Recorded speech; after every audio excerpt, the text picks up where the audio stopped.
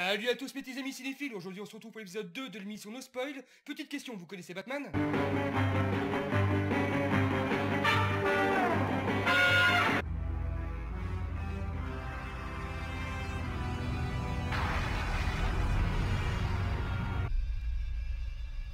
Why so serious?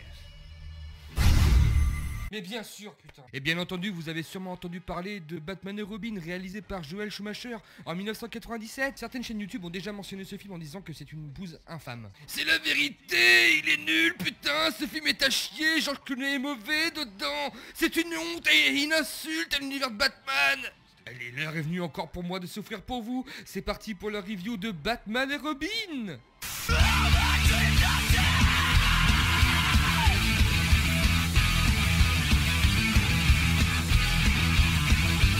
On retrouve notre cher Batman accompagné de son fidèle Robin qui se prépare... Tétons? Cul? Cache-boule? Encore des tétons et des culs et des tétons? Bon, qui se prépare à partir en mission dans les rues infectes de Gotham City. Une fois nos deux super-héros habillés et préparés, on les retrouve en train d'admirer la superbe Batmobile.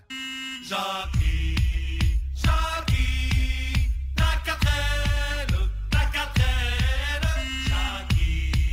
Jackie, la quatrelle. Je veux une bagnole. Bon, apparemment Robin nous fait une petite crise d'adolescence. Les filles en sont dingues. C'est pour ça que Superman bosse seul.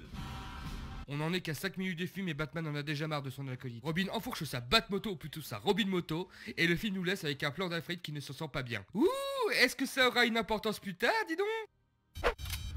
Batman. Le commissaire Gordon, oui ça c'est le commissaire Gordon, informe Batman de sa nouvelle mission. Apparemment un cinglé totalement givré, le jeu de mots, oui parce qu'il s'agit de Mr. Freeze, et donc celui-ci a transformé en glace tout un musée. À nous deux, Freeze. On retrouve les policiers de Gotham qui se trouvent en mauvaise posture face à un des grands méchants, oui parce que... Il y en a 3 dans le film. Freeze est joué par notre Autrichien préféré, Arnold Schwarzenegger. C'est l'iceberg qui débarque. Et c'était l'une des blagues de Mr. Freeze. Vous allez voir que tout le long du film, il va pas arrêter d'en faire. Donc maintenant, je vais mettre un compteur. J'ai bien peur que personne ne nous ait réchauffé le cœur en nous demandant de l'épargner. Bref, on apprend que Freeze convoite un énorme diamant. Mais Batman, au même moment, arrive pour arrêter les agissements du super vilain. Salut, Freeze. Je suis Batman. Hey, salut Freeze, je suis Batman. Et regarde, je fais des glissades sur un dinosaure en plastique. Oui, oui. Donc, bim bam boum, bagarre entre Batman et Freeze. Ne compte pas me mettre au frais. Quand soudain, Robin nous offre une entrée fracassante dans le musée. Et maintenant, pour souligner le réalisme incroyable de ce film, je vais faire un petit arrêt sur image. Ce que vous voyez là, c'est bien le trou qu'a fait la moto de Robin en rentrant dans la porte. Oui, on en est à ce point-là. Bref, le méchant envoie l'équipe nationale de hockey pour tuer nos deux super-héros. Mr. Freeze, à bord de son... truc, prend malheureusement la fuite. Mais Batman, oui, parce que c'est Batman, parce qu'il est trop fort et trop puissant, réussit à s'introduire dans le véhicule de Mr. Freeze, qui d'ailleurs était en réalité un putain de lance-fusée. Bon, on va pas s'éternisser sur la première partie du film. Donc la fusée décolle, Batman se fait congeler les poignets, Freeze déclenche une autodestruction. Freeze, t'es givré. Ah, prends pas froid.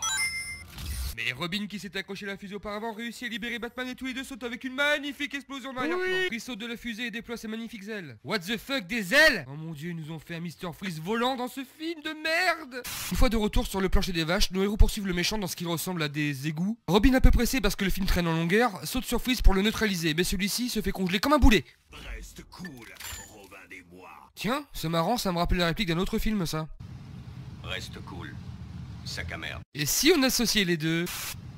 Reste cool, Robin des Bois. Profitant de cette situation, Freeze s'échappe en lâchant une petite vanne à Batman. Je refroidirai la prochaine fois. Puis notre chevalier noir, armé de son bataillon laser de ouf, décongèle Robin. On le tient ou pas? Quelques instants plus tard, on retrouve dans ce qui semble être un manoir hanté, le professeur Pamela, je sais plus quoi, on s'en bat les testicouilles, accompagné d'un espèce de savant fou qui apparemment travaille sur un sérum pour créer des super soldats. Donc celui-ci porte le nom de... Attendez, ce machin là c'est Bane? Mais c'est du foutage de gueule. Pour toi, jeune ignorant qui ne connaît pas Bane, je vais t'expliquer qui c'est. Il est de prime abord assez introverti, il possède une éminente intelligence et un grand sens de la déduction. Ainsi, dans le film controversé Batman et Robin de Joel Schumacher, il est représenté comme un être surpuissant massif mais complètement dénué d'intelligence. Bane sait que sa force seule ne pourra jamais lui permettre de se hisser parmi les puissants de ce monde et est persuadé que le savoir bien utilisé serait la meilleure des armes. L'esprit de survie de Bane est très développé, notamment à cause d'un séjour en prison. C'est un homme décidé et qui n'hésite pas à traquer nos proies sans lui laisser de répit, jusqu'à ce qu'elle demande grâce ou qu'elle meure. Égoïste et vaniteux, il souhaite tout avoir et ne tolère pas qu'on lui donne des ordres. Donc voilà, vous comprenez un petit peu mieux ma déception. Donc, retour au film Le Savant Fou, on sait pas pourquoi, tue Pamela. Mais celle-ci revient à la vie miraculeusement grâce aux produits chimiques renversés sur elle, ce qui la transforma tout simplement en Poison Ivy. La nouvelle méchante dragouille un tout petit peu le professeur et le tue grâce à ses nouveaux pouvoirs d'empoisonneuse. On se retrouve dans le repère secret de Mr. Freeze, chut, secret, où l'on apprend qu'il convoite à présent les diamants de Bruce Wayne, et également que les diamants sont une source d'énergie pour l'homme glaçon. Bon, je vais finir de vous présenter tous les personnages du film, et je vais vous passer tous les passages qui ne sont pas intéressants. Donc, une jeune fille se rend manoir des Wayne, et il s'avère qu'elle est la nièce de notre cher Alfred. Bref, on se retrouve à la soirée organisée par Bruce Wayne, qui est en réalité un piège pour mettre la main sur Freeze. C'est alors qu'a lieu une vente aux enchères un tout petit peu chelou. J'offre 10 000 $ pour cette belle orchidée. Moi, j'offre 30 000 $ pour ce charmant magnolia. Alors, mon petit lapin, ce que vous êtes en train de faire, ça s'appelle du trafic d'humains ou de la prostitution. Poison Ivy qui s'est introduit dans la soirée, envoûte Batman et Robin et dérobe les diamants. Mais c'est à ce moment que Freeze débarque et se met à congeler tous les invités. Je crois que j'ai jeté un froid. Restez de glace.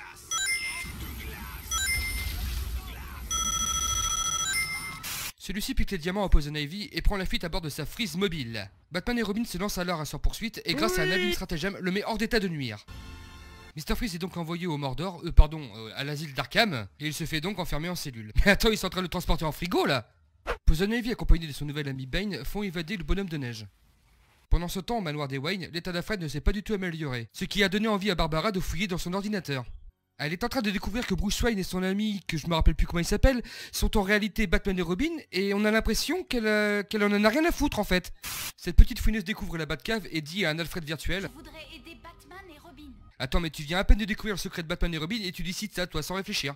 Oh non, pitié, non, pas encore ces plans, pitié, non, c'est nul, mais non. Pendant ce temps-là, Batman et Robin sont partis pour arrêter Poison Ivy, mais ils se font maîtriser comme des grosses quiches. Mais Batgirl, oui maintenant c'est Batgirl, arrive et pète la gueule à la vilaine rouquine, qui juste après se fait bouffer par une de ces plantes carnivores géantes. Au même moment, Mr. Freeze est en train de geler toute la ville. Mais le trio à bord de leur nouveau véhicule et équipé de leur nouvelle armure, qui au passage sont d'une laideur sans nom, arrive pour le stopper. Bref, je vais droit au but. Batman place une bombe chauffante sur l'armure de Mr. Freeze, ce qui le met hors d'état de nuire. Oui. Ensuite, Batman inverse le rayon de Freeze et lui demande gentiment un remède pour sauver Alfred. Il faut nous armer de patience. Ouais, à qui le dis-tu? Le lendemain matin, tout va bien dans le meilleur des mondes, Alfred est guéri et le film nous laisse avec un plan de ce magnifique trio. Et voilà, c'est la fin de Batman et Robin. Bon, conclusion de ce film. Comme celui du premier épisode, je vous ne conseille pas du tout. Son métrage est mou, les cascades sont toutes ridicules. C'est limite si on voit pas le cap dans le dos des acteurs. D'ailleurs, en parlant d'eux, qu'est-ce qu'ils jouent mal? Mais ils jouent mal. Excepté Arnold Schwarzenegger qui lui prend un pied monstre à jouer Mr. Freeze. Pour le coup, c'est la seule chose de bien qu'il y a dans le film. Et voilà, c'est fini pour le second épisode de No Spoil. J'espère que celui-ci vous aura plu. Si vous l'avez kiffé, vous savez quoi faire. Je vous fais la bise, à bientôt, tchou. Bonne nuit.